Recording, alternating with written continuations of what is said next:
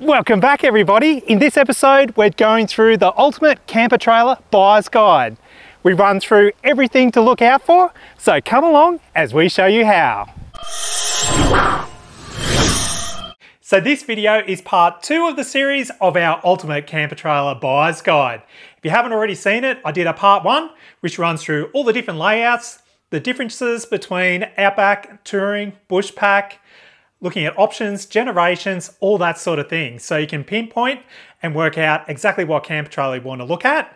This video here runs through the physical inspection and everything to look at condition-wise with most of the Jayco camper trailers. And at this point, I'll also note that our videos are typically broken into chapters. So in this particular video, we'll be breaking it all down into the body, the roof, the lifting mechanism, the canvas, inside, electricals, everything like that, so you can skip backwards and forwards and target the section that you want. This will be a really handy resource if you're going out and looking and inspecting a number of camper trailers.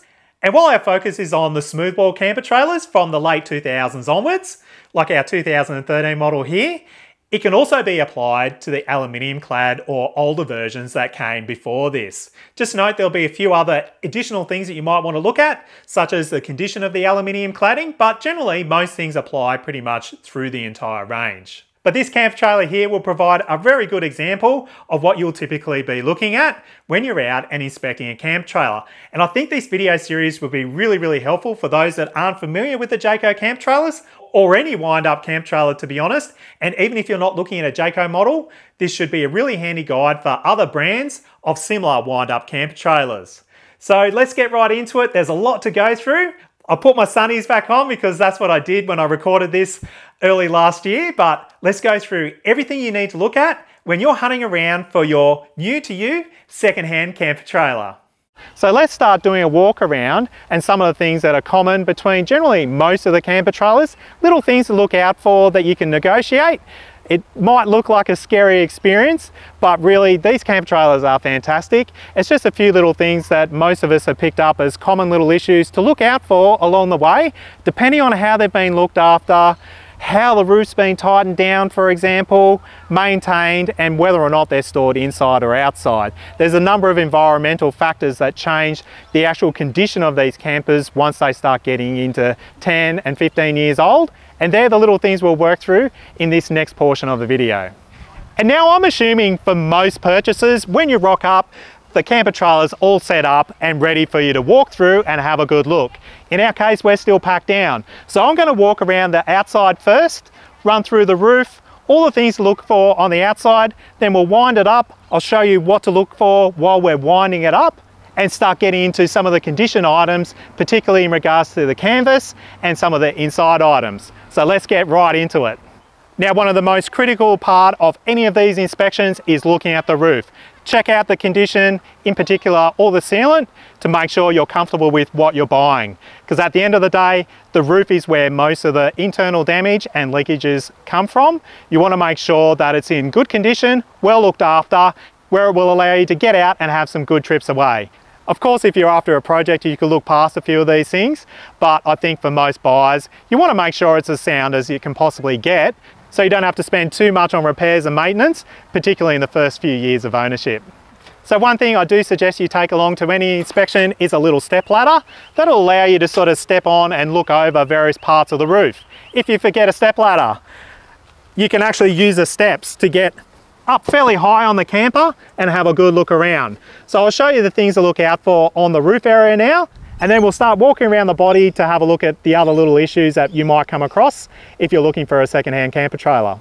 So if we jump up here to the roof of our Swan, you want to make sure it's fairly clean. Obviously ours is stored inside and it doesn't get that much dirt on it. We do have a few marks here and there from our last camping trip. I had to give it a quick wash because we just came back from Frying Pan Creek. But that aside, you want to look at the general condition to make sure that it hasn't got too many hail dents, marks, scratches, or anything that could lead to a potential leak. and leakage is the key factor here.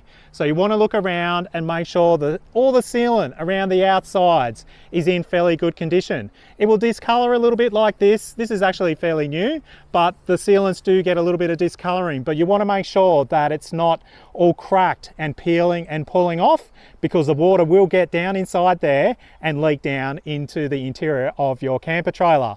Now that becomes a really big issue if you're storing it outside, even with the cover on, because if you leave this pack down, go to pull it up in 6 months' time and it's been leaking internally, you'll have large issues with mold that will be really, really hard to fix. So make sure all the sealant is generally in good repair. Have a good look around the skylight to make sure it's generally not too yellow, crazed and cracked, and also the sealant in around that. Don't be too afraid by big globs of sealant. That's just something that happens on top of camper trailers and caravans. But again, you just want to make sure that all that sealant is sound. With your solar panels, it's the same. If they've been installed by someone DIY at home, you want to make sure that they're correctly installed and fitted. They're on brackets and they're not loose. So make sure everything's all nice and sturdy. The brackets themselves should be well sealed into the roof to make sure that there's no chance of leakage down the track. So go around and have a look at all those things and make sure that it looks fairly sound. Particularly around the corner caps. If you've got corner caps on the model you're looking at, make sure the sealant is all really well sealed in around those junctions, because on these particular models with the corner caps, you end up with water pooling in the corners. So when I set up, I'll generally put a slight lean, normally to the rear right, just to let the water run off a little bit, because you will get water pooling in these corners, and if there is a slight chance for water to get under, it will track under and start leaking inside the van. I harp on it, but it's one of the most crucial things when you're looking at a camper trailer to make sure that this is all sound and satisfactory, unless you're planning on doing a reseal as part of the purchase, so you've got some peace of mind there. That is definitely another option. You can always book it in with a caravan repairer to reseal the roof, and then that way you know generally it should be 100% right. You also want to make sure the top surface of the solar panels are all nice and clean and serviceable, so they're working efficiently and correctly and don't need replacing. In particular, if it's been through a bit of hail, you might notice some damage on there, and in which case you want to look at replacing those solar panels. So just make sure generally the roof is in good repair, and you should be fairly right to look through the rest of the camper trailer, and in particular inside, to make sure there's no water damage or signs of water damage in the past. But generally it's the sealant that you're primarily looking at up here, and to make sure that everything looks right. Along the roof rails here, we've actually got a Fiamma awning fitted. Some people will just run some silicone in between the awning itself, but there is actually an extrusion like what we've got here that seals the awning onto the van. Again, just make sure that looks pretty sound and satisfactory. If you've got a model with a two-piece roof, you'll note a join that runs straight through the middle of the van. I would actually probably allow to have that resealed just as a standard to make sure that there's no chance of water ingress.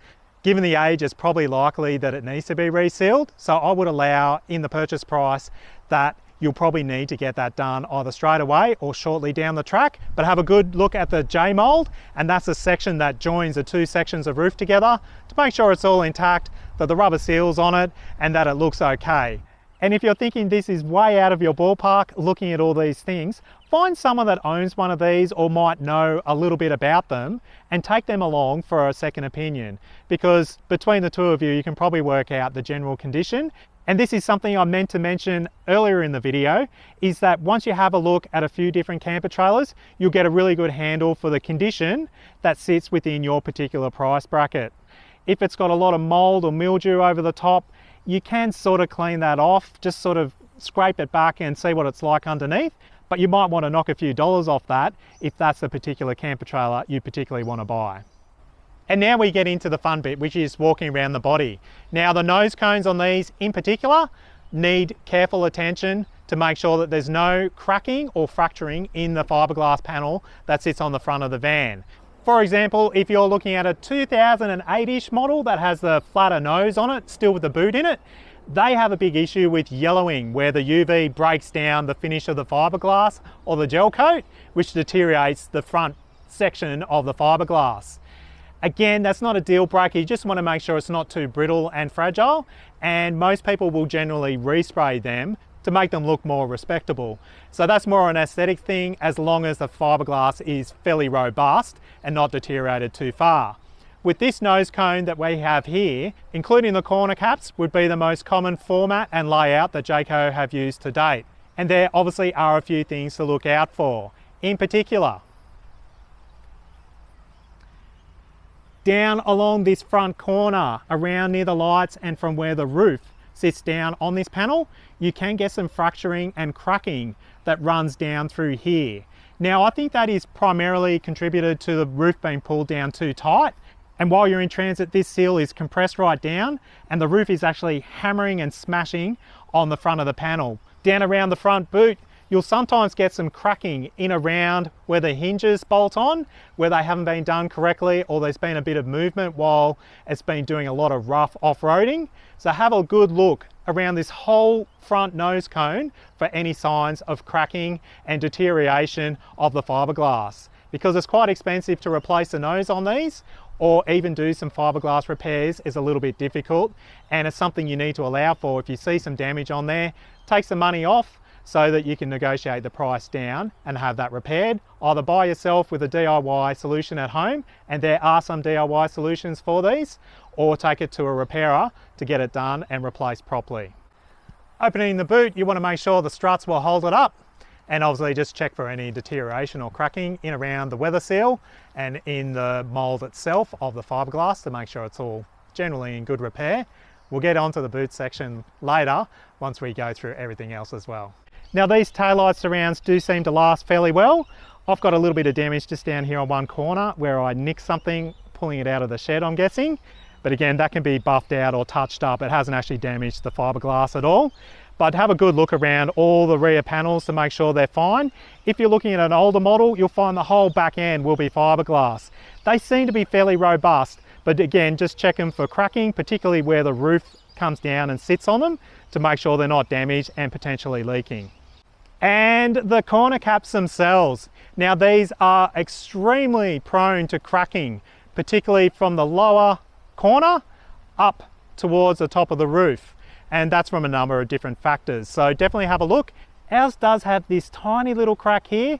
It's not too bad, but generally make sure the corner caps are in good repair, because again, it's just a bit of work pulling these off and replacing them. It can be done, and it also comes down to another condition of how the van's been looked after, and in particular how the roof's been adjusted when it's closed and in transit. While we're in this area, have a good look over the bags themselves. This one on the back of our camper trailer doesn't have the tether straps anymore because they generally deteriorate and fall off. That's not a really big issue, particularly on the back, because they don't flap around too much. But just make sure all the zippers work. Pull the flies out if they haven't already been pulled out, just to make sure they're generally in fairly good condition, and check over for any signs of mold. I will note, if a camper trailer has been stored outside, the bed flies and also the bag awning on the side, if it has one, will have a little bit of moisture in there, so don't be too concerned about that. They do leak a little bit of moisture, particularly in heavy rain, so there will be a little bit of moisture inside of these.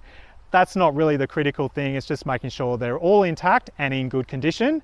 Otherwise, you might need to look at replacing these flies.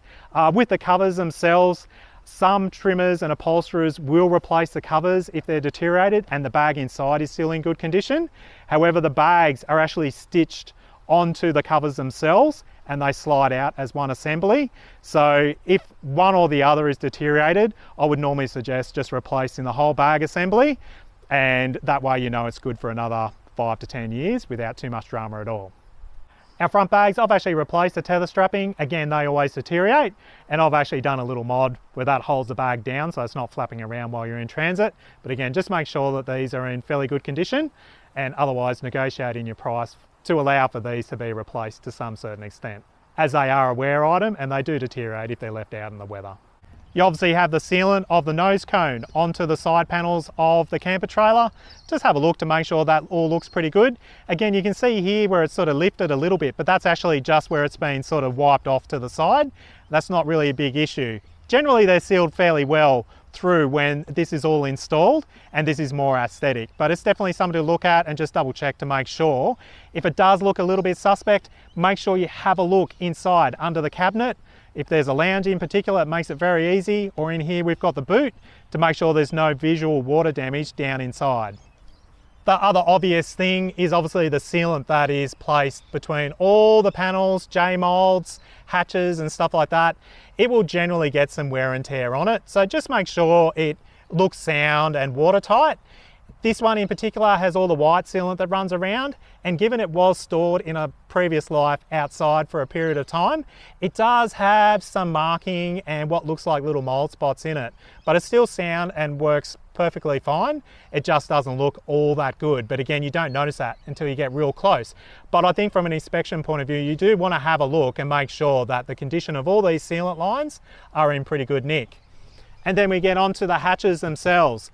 You want to, in particular, look around the hinge points to make sure they're not cracked and falling apart, because if these are dropped down or they fall down while you're traveling, you can cause some damage and pull the hinges out of these.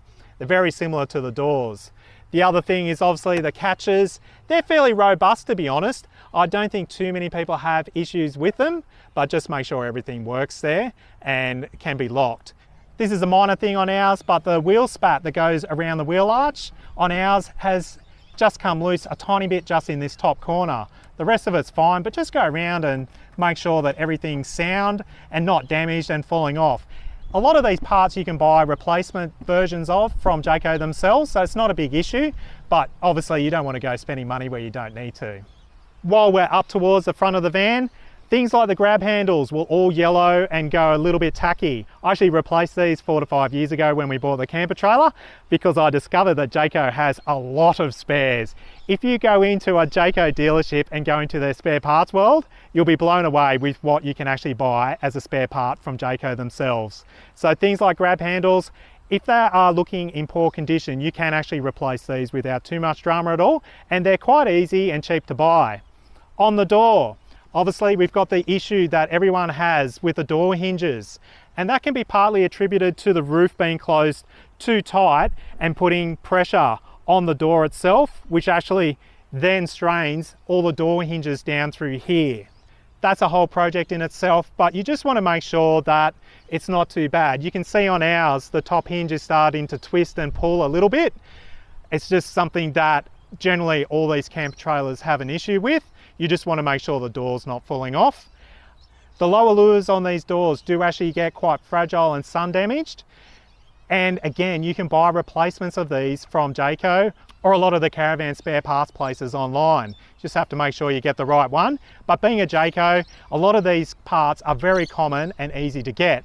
This is actually quite a difficult one to replace, and you have to be careful because there's an outside and an inside. So a lot of people might actually just replace the outside one if a few of the fins are broken or it's a little bit discolored, and then actually put a fly screen in between to stop mosquitoes, midges and stuff like that getting inside the van to seal it off a little bit better. But you can actually buy spare parts. Just have a look at it, make sure it's generally in good condition. But again, that's another good thing to negotiate off, because quite a few of them are damaged, in particular yellow and fragile from being out in the sun. The steps themselves generally don't give too many hassles. They're a little bit hard and bulky to move around. Just make sure there's no damage on the brackets or on the sides where this is being dragged through some mud or something like that, and that they're generally going to work. But the steps themselves are fairly heavy duty, particularly on the Outback models. If you're looking at a touring model, you'll just have the one single step that comes out. And again, just check the brackets to make sure everything's all nice and straight and not damaged in any way. And it's also worth looking at any accessories that have been fitted to make sure they're all nice and sturdy. So we've got this Fiamma grab rail, which actually doubles up as a security item in that you can lock it over the door so it can't be opened. That's actually a handy thing to know as well, but I think most people would generally just use it as a grab rail to help you get inside. But again, just make sure the fixing points on things like this, where they're aftermarket, are all nice and sturdy and it's not falling off the side of the van. In our case, we've got a Fiamma F45 fitted. You want to go through, open that up and make sure it all works and nothing is cracked or broken. And most importantly, it winds and seals back up to the van and locks back into place without too much drama at all. And you normally do that when the van's up, which we'll go into later. On the Outback models, you can actually buy new bumper ends for them. So if they're a little bit damaged from being knocked around, you can actually buy spares from Jayco themselves. I replaced these again a few years ago. With the latches, just make sure that they're generally in fairly good repair and working. you'll notice that either the white ones or the black ones will always have a little bit of surface rust. You get them from pretty much brand new. It's nothing much that you can do about that, but just make sure that they're not completely falling apart and that it will clamp the roof down satisfactorily while you're in transit. You can actually, again, replace these, but just cosmetic things like a little bit of surface rust on them, you can't do too much about that, and it's not really a negative thing. Ours are actually in fairly good condition and work incredibly well. You can fully adjust them, so if the roof is a little bit tight, you can wind them out a little bit so that it's not pulling down on the fiberglass sections and destroying your back panels, or in particular your nose cone. The coast-to-coast water filler doors will fall off if you don't lock them up correctly and they're flapping around while you're in transit. If you're looking at a van that has lost one of these, it's a bit of a process to replace. I've done a video on that. So just make sure that it opens and everything inside looks fairly intact and there's not too much dirt and mold floating around. These are your water filler points for your tanks and also for your mains as well. A little handy fact, if you didn't already know, is that these covers pull off so you can fill up your tank, and you can actually screw on a standard tap fitting and connect your hose to it so you don't have to stand around all day filling up your water tank. Once it's full, it'll actually overflow out through the breather and you're done. And again, fridge vents, just make sure they're in fairly good order. They're not loose and going to fall out. And in particular with the top one, you can actually pull this section out so that the exhaust will exhaust out. And that's fairly important if you're running a three-way fridge on gas so that it can exhaust out. And sometimes you'll notice these panels are all burnt and discolored because they haven't been pulled off and operated when the three-way fridge is on and running on gas. But just make sure that they're all generally serviceable, not going to fall off or damaged or anything like that. And then you generally just want to look down the van to make sure there's no physical signs of damage, that it's been scraped along something, just to make sure it's as good as it can possibly be. Ours is fairly tidy, and I think most generally are, unless they're being dragged through the bush or being given a real hard time. They generally stand the test of time without too much drama. Decals and that might get discoloured and they can be replaced, but generally they hold up fairly well. And now while we're out here, let's get into the mechanicals quickly before we wind it up and check everything out inside and to do with the canvas. So with the hitch, you want to make sure it's in fairly good repair, that it lifts up okay, it's not all corroded, there's a little bit of grease inside where the ball goes. The handbrake is operational and it's working, and again, doesn't have frayed cables or pulleys or anything like that. It's important to get underneath and have a real good look under the van just to make sure that there's nothing weird or wonderful going on there. Now with these galvanised chassis, you will see a little bit of water corrosion here and there. As long as it's not heavy surface rust, you should be okay. Particularly if it's been stored near the coast or it's being used near the coast, you'll get some little white spots around it, but that's not a big drama. You want to check the floor that there's no water damage or anything in there. Again, you shouldn't really see anything like that. They're fairly well protected underneath, but that might give some signs to any major things going on inside or any leakages or anything like that. And you want to have a good look over the suspension to make sure it's all nicely greased and it looks nice and operational. And also you want to check out the wiring. So you want to make sure that the harness plug that plugs into your vehicle is all nice and tidy and clean. The outer sleeve is actually pulled away on ours a little bit, which I do need to repair and tape up. But with the plug, you want to make sure that it's all clean inside. It hasn't got any corrosion or anything that will make the contacts not connect properly and cause all sorts of electrical gremlins once you buy your new van. And then again, have a good look underneath for any exposed wiring. There's not too much that runs underneath these. They generally run down through the chassis and then pop up inside. And again, when you get to all your water pipes, there are some clear pipes in there and they will have some discoloration in them, but I would just make sure that it doesn't look too disgusting. And again, they're fairly easy things that you can replace down the track if you want to, for a little bit of peace of mind. Make sure all the outside lights work, and here you'll notice ours has gone a little bit yellow. These here are your daytime running lights, so they won't be turned on from inside the camper trailer at all. These come on when you connect the van onto your tow vehicle and turn your lights on. So to test these, you really need to connect it to a vehicle to make sure they all work, which takes me into the taillights themselves. Once you start getting into the newer models, I think from around 2011 onwards, you'll get LED taillight assemblies in pretty much everything across the range. When we bought ours, our indicators on both sides were blown, and we didn't discover that until we connected the trailer up to the vehicle to tow it home. It took us a while to work that out. We actually traced it back to these fixtures. And again, it wasn't a hard thing to replace, and Jayco had spares of them. They're things you can't really check unless you connect a vehicle up, which I probably would recommend if you're seriously looking at something, just to make sure everything's working correctly. And while we're going through lights, you just want to check to make sure there's no water or signs of water sitting inside these lights, which might mean you need to replace them down the track. And again, if you can, connect a vehicle up to make sure they're all working. But generally, a visual inspection will show that if they're sound or not. And again, in my mind, if you can afford it, get one of the later models, which is 2011 onwards, that are fitted with LED fixtures all throughout. That way you don't have to worry about blown globes or anything like that. On our model, the 240 volt mains inlet is on the rear. Again, just make sure that this assembly is all in fairly good condition. It's probably worthwhile actually getting the owner that you're buying it from to plug it into 240 volt and to make sure that whole system works and that it doesn't trip any circuit breakers or anything like that. But generally, other than maybe a bad earth, these don't cause too much of an issue at all. Again, just make sure it's all nice and sound and it closes nice and tight with a bit of a click so that it's nice and sealed while you're traveling along. This down here is an external 240 volt outlet. Again, the plastic does yellow over time unless you've got the black ones, which do seem to hold up a lot better than the white ones if they're stored outside. And then here we've got our cigarette style 12 volt DC outlet. And again, just make sure they're fairly sound and not falling off. If you can test them, it's a good idea as well. And one thing I wanted to touch on was the gas bottle. So in many states, you need to have a gas compliance certificate. So make sure that you do get that if you're in Victoria or Queensland in particular. But it's important to make sure that the gas system is all intact and working. So make sure you use the stove, check all the connections to make sure they look all in operating or working condition. And as I said, in the states that require, make sure you get a gas compliance certificate that will usually accompany a roadworthy certificate. And again, in New South Wales, you'll just generally have a pink slip from the last rego. You don't have a roadworthy certificate in New South Wales. Another thing you want to check is the drop-down steadies or stabilizers. In the Outback models, they'll be the drop-down that you see here. Just make sure they wind up nice and easy. If you're looking at a touring model or an older model that doesn't have the drop-down style, they'll be the wind down that you get in your typical caravans and stuff like that.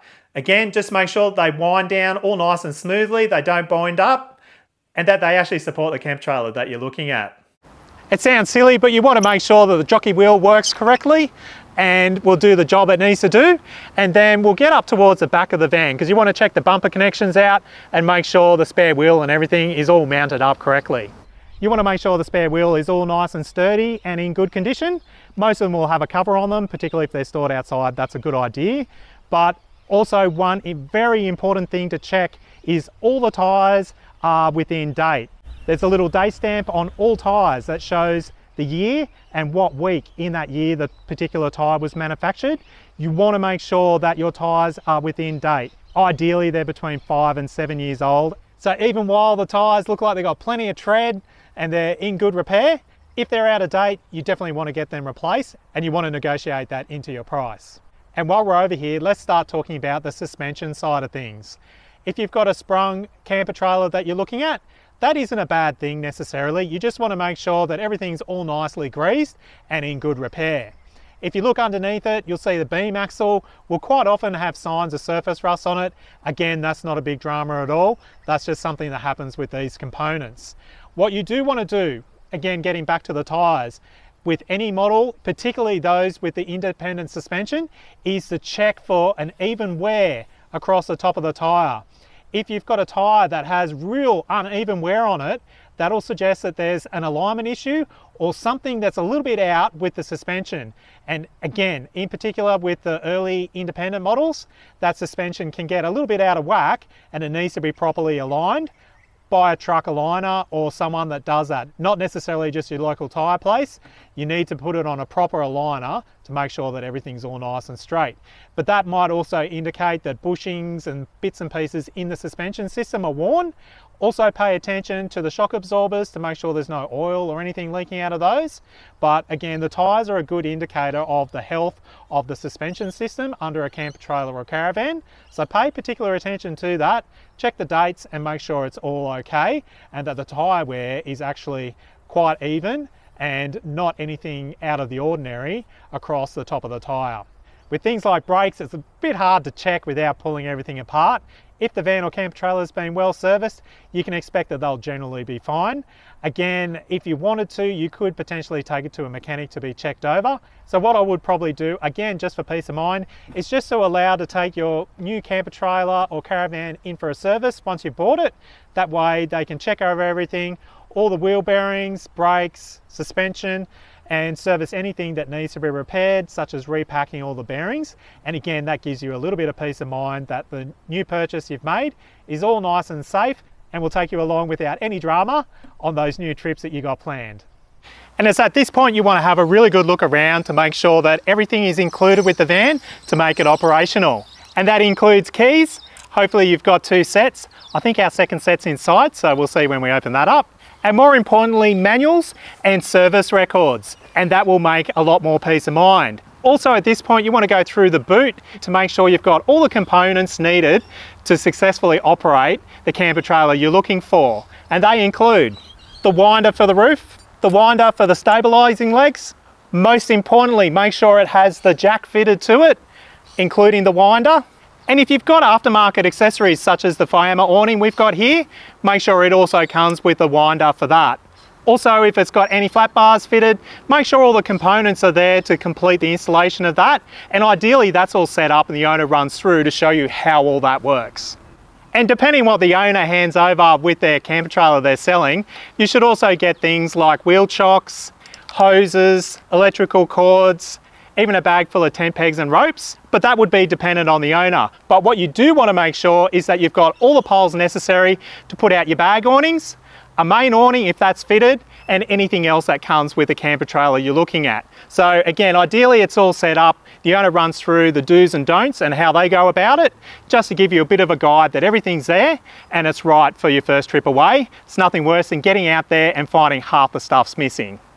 And then even though the camper might be set up when you get there, I think it's very important that you get the owner to wind it down and then wind it back up to make sure all the lifting mechanism is in perfect working order. So here we'll wind it up.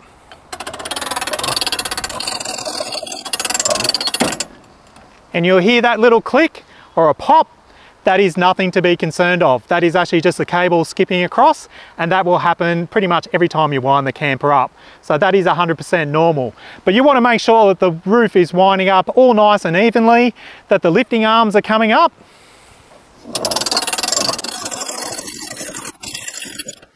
And then we can go around and check the arms themselves to make sure they're all working correctly and that nothing is too bent or out of alignment. Now it's quite normal for these intermediate lifting arms to need a little bit of a helping hand to get them all the way up, but you want to make sure they move all nice and freely, and most importantly you want to check these plastic caps on the top of the lifting arms aren't broken, missing or pulled out, because that's where you run the risk of this pulling out if you pull it too hard and all the spring and mechanism popping out of the assembly itself. But generally you want to walk around and just check that everything's all fairly straight. I do note with the Fiamma awnings that they'll sometimes tilt a little bit to the passenger side just because of the extra weight. But you want to make sure everything's fairly all nice and straight, true, and at the same level all the way around the van. Now when it comes to the rest of the lifting mechanism, it's a little bit hard to inspect, I do have to admit, because most of it's all hidden down under cabinetry and you've got to pull things apart.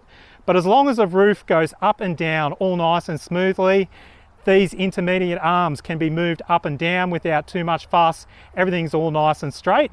That's a very good start. And again, it's probably something that you just allow for. If you're a little bit worried about it, that you get the camper fully serviced, go through all the mechanical stuff, go through the lifting mechanism and make sure everything's 100% right. And then that way you've got peace of mind for all your camping trips that you got planned ahead. Now that we know all the lifting mechanisms all nice and sound and working as it should, the next test is to make sure the bed ends actually slide in and out freely without too much trouble. Now you will know sometimes a tiny little bend in the extrusion. That's not something to be worried about too much, but you want to make sure that the runners slide all nice and easy. Again, if they are binding up a little bit, you can easily treat that the same as the lifting arms by just spraying a little bit of silicone spray around. You don't want to use WD-40 or anything like that that's going to attract the dust. A bit of silicone spray, or in the case of the slides, a bit of graphite powder makes a really big difference preference to being able to slide these in and out nice and easy. But you want to double check and have a look inside that nothing's loose and wobbling around, but you usually get a fairly good idea just by pulling the beds out. Like so. So they come out without too much drama. You'll hear a little bit of noise, and obviously you want to put the bed supports back underneath, which takes me on to the next bit. You want to make sure you've got all the poles needed to put this up, and that includes the bed support poles, and then you should also have 2 of these safety support poles that go into the alternating corners, so if the lifting mechanism does happen to collapse, this actually supports the roof. It's not all that common, but it's good peace of mind to fit them into place. Just like so. And then obviously we want to put our bed support poles underneath. The other set of poles that you do want are for the bed flies. So even though the owner mightn't have the flies set up, because that takes a little bit longer, you want them to pull all the poles out and show you where they go. And in particular, if you've got a bag awning, you want them to at least show you that all the poles, ropes and pegs and bits and pieces are there, so that when you go to set up for the first time, you're not missing anything. So we'll quickly set this up now, and I'll run through all the canvas things to look out for. The first obviously is overall condition. You normally have a bit of a vinyl section that runs around, particularly on the bed ends around here, and then canvas up around the top. You have obviously the inside canvas that forms the windows, and also the fly screen material that's on the outside. So firstly, you want to look at all the stitching to make sure it's all nice and sound and isn't coming apart. Pay particular attention to these corners, including the Velcro sections, to make sure that's all sound and that it's not all teared and frayed, particularly on this inside corner.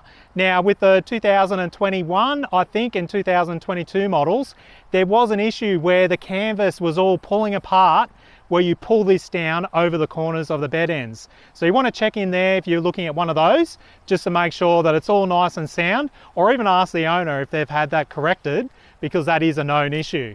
But we'll pop that back up for now and we'll walk around the rest of it. With the fly screens, you want to pay careful attention to make sure there's no holes. Now, if there's tiny little holes here and there, you can repair them. If there's full sections that are torn and ripped, that just shows that the camper's obviously fairly old or hasn't been terribly well looked after. I always say when you're packing these down to try to avoid putting your hands on the fly screen sections so you don't rip and tear them when you're winding the camper back down. But if there are sections that are damaged, you can get them repaired. You don't need to do a full canvas replacement. For anyone that's wondering, a full canvas replacement on one of these works out around about $3,000. That's a new canvas installed.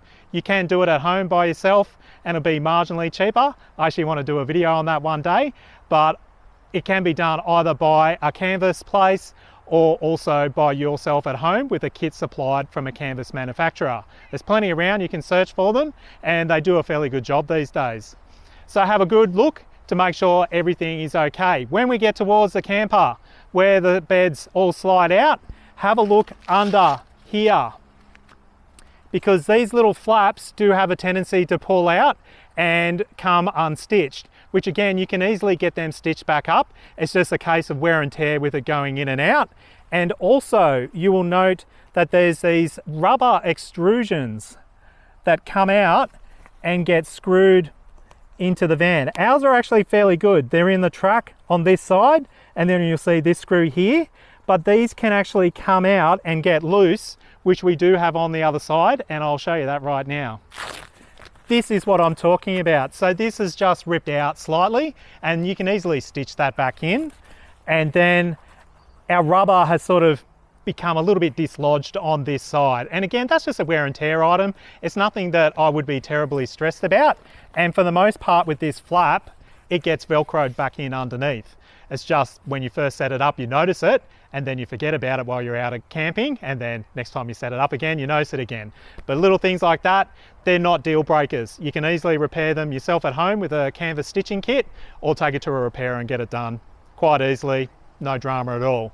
But just generally walk around the whole van, check out all the canvas and make sure there aren't any significant rips or, more importantly, stains. And the stains become a lot more obvious once we go inside. Getting back to this side where the light's a little bit better, I'm fighting with the shade at the moment. you have these flaps here, which actually go over your stabilizers to protect them when it's raining. I'm just setting up literally for probably an hour and this will get packed back down. But I would normally put these over, check the condition of those to make sure they're all intact and they're not all pulled apart. The canvas on this camper, given it's, you know, a 2013 model, is in really good condition. Another area while we're on this side is right near the door, and you'll quite often see a tear in this vinyl section here, and that is from people pulling the bed in and out, or more importantly, sliding the bed in when the roof is either fully or partly collapsed. And what happens is the runner for the bed pulls through here, you go to wind the camper back up, and it actually pulls a big tear in this vinyl section of the canvas. So that's very obvious, it's easy to see, but it can be repaired fairly easily, either just by way of a patch, or they can take the section off and sew a new section on. It's not, again, a deal breaker. It's not fantastic because it's the first thing you see when you walk inside, but it's a very common issue that people do. And again, it's just from an incorrect operation of sliding those beds in and out. You can only do that when the roof is up, or you will damage and tear canvas and vinyl components on the side of your camper trailer. And then under this section where you'll sometimes have a tear right near the door, and here's your grab handle where you go in. Again, we've got this rubber section which will sometimes pull out of the extrusion down in here and often pull out around this screw. Again, there are repairs around that. So it's not a deal breaker, but that's just some of the wear and tear areas that you get typically on these camper trailers. And again, this is where it pays to have a ladder. You can actually get up and have a look over the top of the bed ends to make sure there's no major staining from sap or anything like that.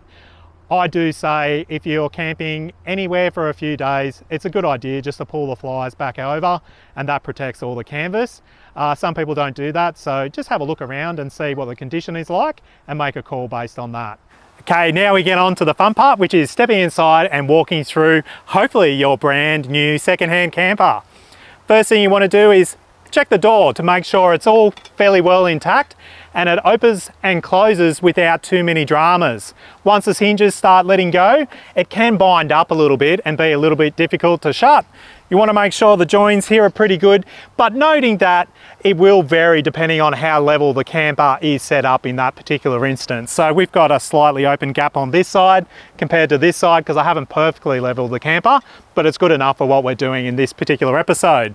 You want to make sure the clasp on the door is all nice and secure, and more importantly that the door latch works correctly. So you can close the door and open it without too much drama at all. These snibs do have a tendency to break off, and you can get a full solid replacement from 3D Print RV. I'll put a link in the video because that's something you definitely want to upgrade as soon as you buy a new camper, particularly if it's from a 2012 model upwards with the white handle on the outside. But you want to make sure this moves freely. And again, I've got a bit of a service video on how you service these. You put a bit of graphite powder in there, and that makes a very big difference. While we're out here, we also want to check that this blind goes up and down and is in fairly good condition. And you also want to check the perspex on the door isn't all scratched up and is in good condition. Now, someone asked me if I've done a video on replacing these. I don't think it's a very common thing for the perspex to fall out of these doors, but just check that it's not loose and it is all sound and isn't likely to fall out, because that could indicate that there's a repair that needs to be done on the top section of the door. Pay particular attention to the bottom of the doors here. We do actually have a tiny little bit of water damage down the bottom, and that is from water coming in, and you can see it's starting to delaminate. I'll do a close-up of that. That's something to look out for. Now, there's a very good repair with this where people often put a bit of marine carpet here, and that disguises this little fault that you often get on the bottom of the doors, but I'll show that because that's something to look out for. Also pay attention to the pins that lock into the top of the lower wall section to make sure it's all nicely seated and isn't corroded or falling apart, and that is on both sides. So you have a pin on this side and a pin on this side, and that generally just completes the door frame. Check that nothing's cracking. Again, have a good look at the hinges. They might need to be replaced somewhere along the line. It's a fairly common replacement item, and I'll do a video shortly on some improvements you can make there to reinforce these hinges so they don't fail again. But for now, Come inside the camper because there's a fair bit to go through inside as well to make sure you're looking out for everything you can when you're out on the hunt. Now the first thing I would check out in any camper trailer, caravan or pop top is the ceiling. Pay particular attention to the whole ceiling to make sure it's all nice and sound. What might look like a fairly minor bit of paint peeling is usually an indicator of water damage, so pay particular attention to any peeling or flaking portions of ceiling finish. It's kind of like a very, very thin laminate finish that goes onto a plywood board, and when the moisture and water gets in there, it starts sort of delaminating back off. Where that becomes very obvious is particularly through summer, when all that moisture's dried back out of the board, it'll actually bubble and peel back down from the ceiling itself. And where you'll sometimes see that is on ceiling joints, around your skylight, particularly the corners, and around the perimeter if there's been a little bit of water ingress there. So check the whole ceiling, make sure it looks good, there's no signs of mold, and in particular that peeling ceiling material that will come off if it's been wet underneath. I'll also note that the covers that go around the standard skylight generally do have a tendency to go yellow and warp a little bit. That's not really an issue, but again, just make sure the skylight's working correctly. You can wind it up, wind it down, and more importantly, the diffuser on the top isn't cracked and crazed, which could suggest that it's fragile and might break, particularly while you've got it in storage and let a lot of water in. So check around that, make sure there's no water damage. Don't be too worried about the wobbly sort of style of the cover, because that's generally how they are, but just make sure everything's intact, working properly, and you should be right. And now I'll zoom in here to show you better, but you want to pull these pelmets back and have a really good look in the corners to make sure that there's no water damage or signs of rot on any of the timber or anything like that.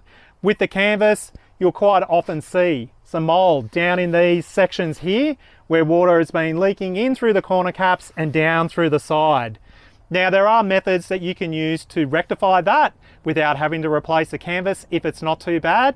It's quite common for these just to have a small leak in a corner here and there. So again, it's nothing to stress about, but if you do see signs, it's definitely worth having that conversation with the owner about when that happened, if they're aware of it, and has it been fixed. It's actually a really good idea, given all the wet weather we've had, to inspect campers when it's raining, because then you'll have a physical idea on whether or not it's watertight or not. This has actually been sitting out for a few days while I'm waiting for the wind to disappear. We had a massive downpour and inside is completely dry. So for me, that's good peace of mind as well. Again, in the bed ends, make sure all the zippers are working nicely, all the canvas is nice and in good repair. It's not all stretched and floppy, it's got a bit of tautness about it. That's generally what you want to see in these sort of areas.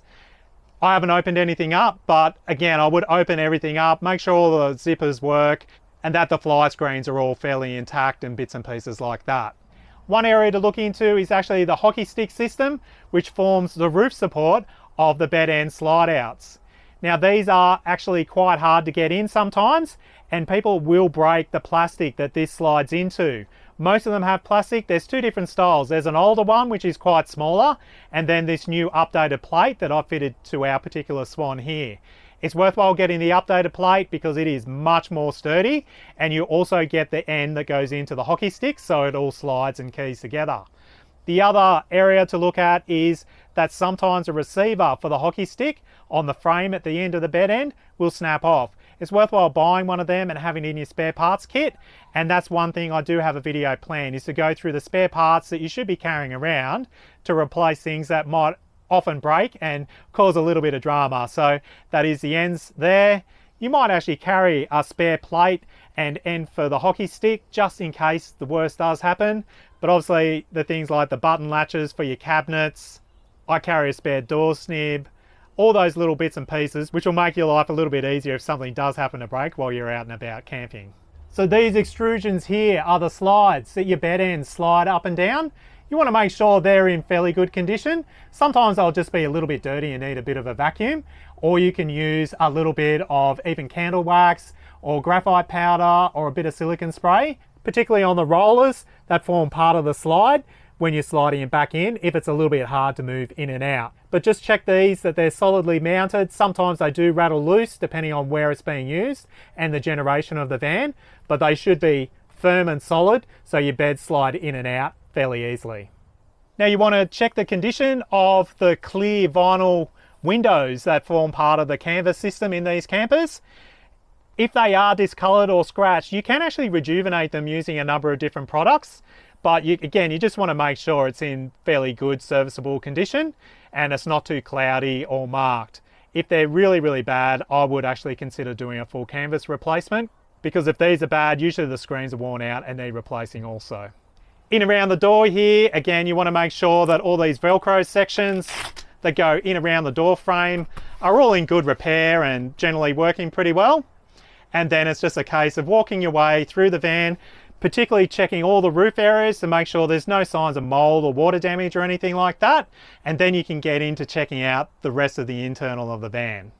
Now, the timber look laminate that's used in many of these camper trailers and caravans is a very thin material that goes on, and it's very easily marked and scratched. So particularly with the camper trailers that people will stack things in the aisle through around the kitchen when they're traveling, it's quite common for bits and pieces to wear on cupboard fronts and wear through little sections. So just have a look around and see if you pick up any significant damage. I wouldn't be too concerned about little marks here and there.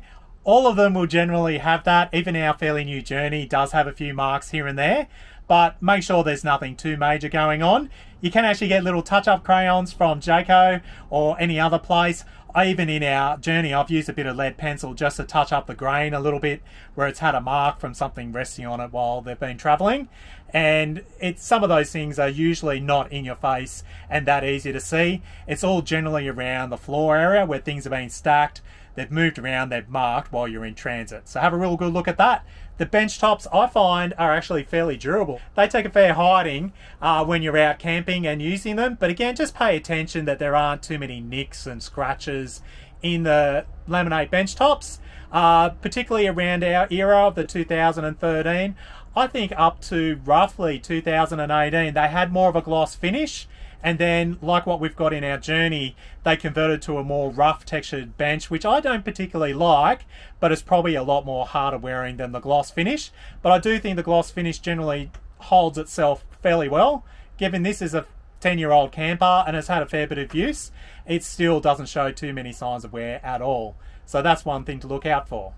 Another very important thing is to lift up and open all cupboards, particularly the ones around the floor of the camper that you're looking to buy, to check for any water damage or any signs of water ingress. And I do harp on that because that's something that these do have from time to time, and you want to make sure you're buying a good example and not something that might have some issues down the track. And it's not necessarily just the cupboards. All the cushions come off and the bottom ones come up.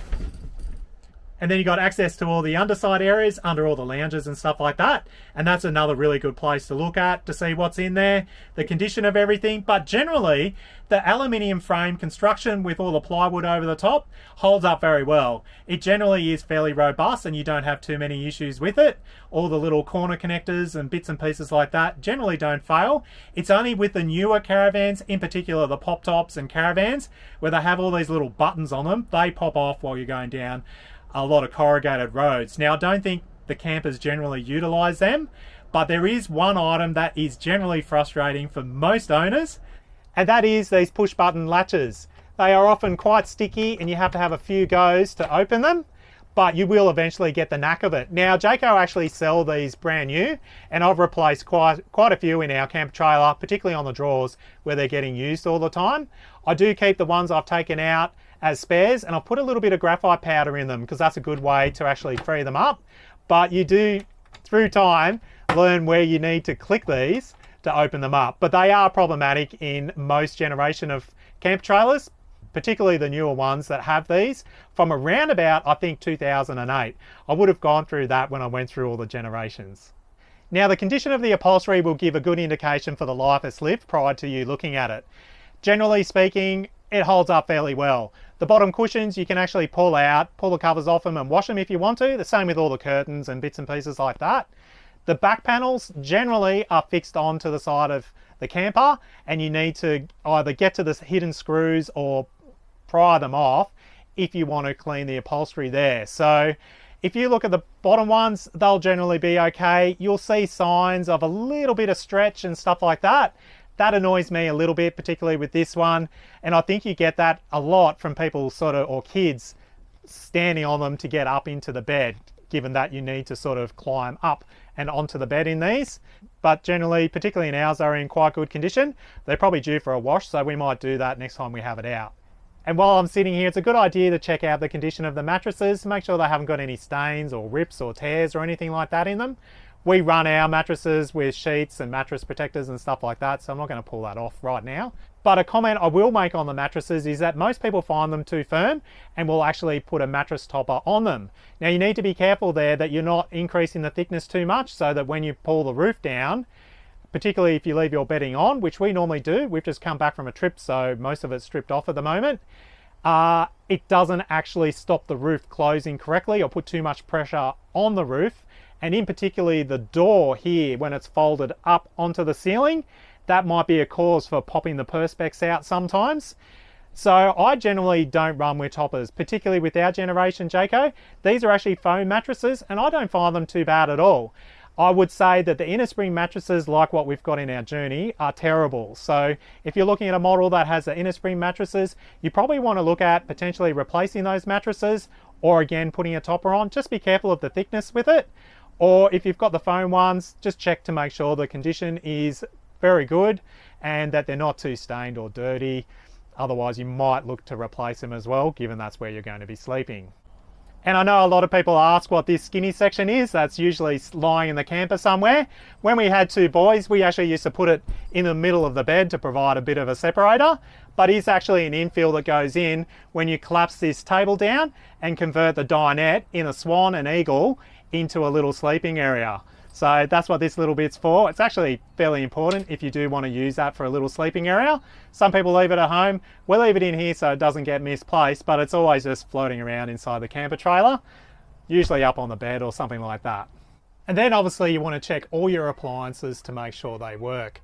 The fridge is a little bit tricky in that you really need to have it on for a few hours. So if you are serious and your camper has a three-way fridge, which it probably does have, see if you can get the owner to turn it on at least a day before to make sure that that's operational and working properly.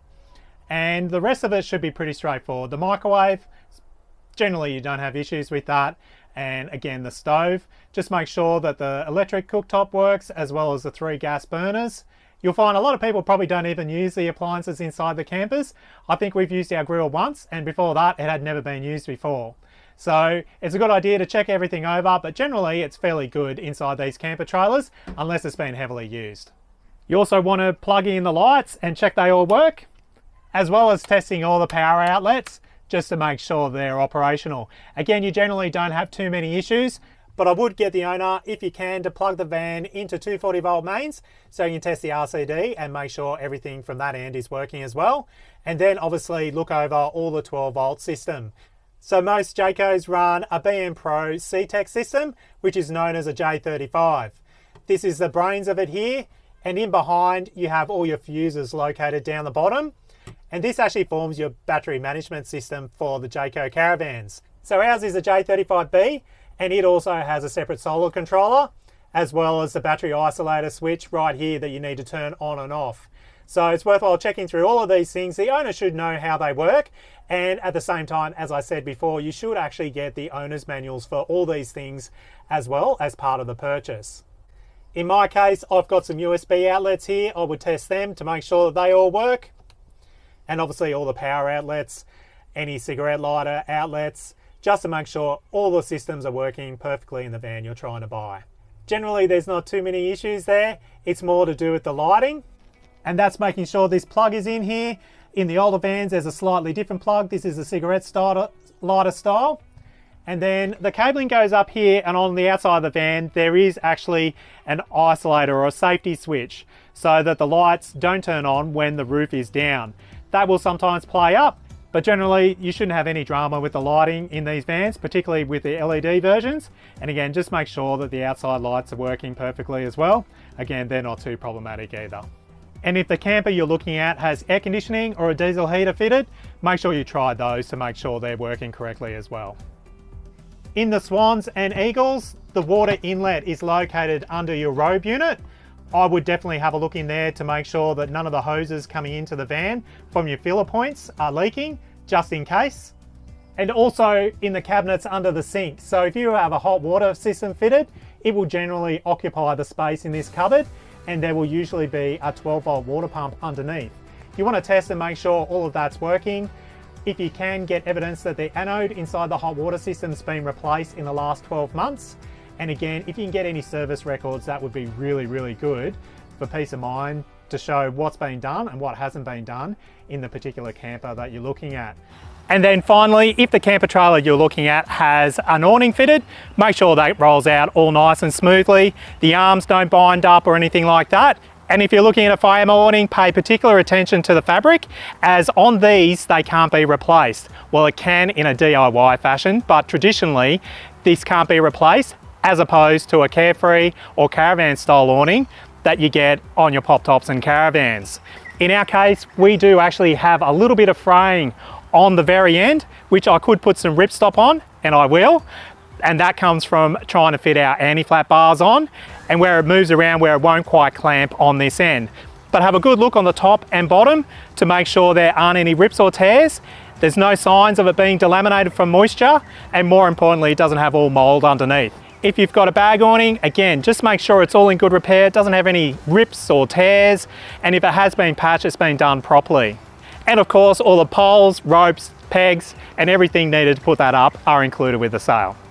And so that's our ultimate camper trailer buyer's guide. Now I hope it helps you out if you're on the hunt for a wind-up camper trailer, whether it be a Jayco, Goldstream, New Age or something similar. This has been a bit of a list I've been putting together for years, and I wish it existed when we were hunting around, when we were first looking for our Jayco camper trailer. We've learned a lot along the way, and that's what all these videos are about. So I hope you enjoyed it. If you haven't already, please subscribe to our channel. I'm sure I missed a few things along the way, so if you're watching this and you can think of a few other things that might help others out, pop them down in the comments below, so we've got a bit of a list helping out the general community. And right now, I've got to get on to a few other videos, so I better get going on those. So as I always say, thanks for watching. Get out there, stay safe, have fun, and we'll catch you next time.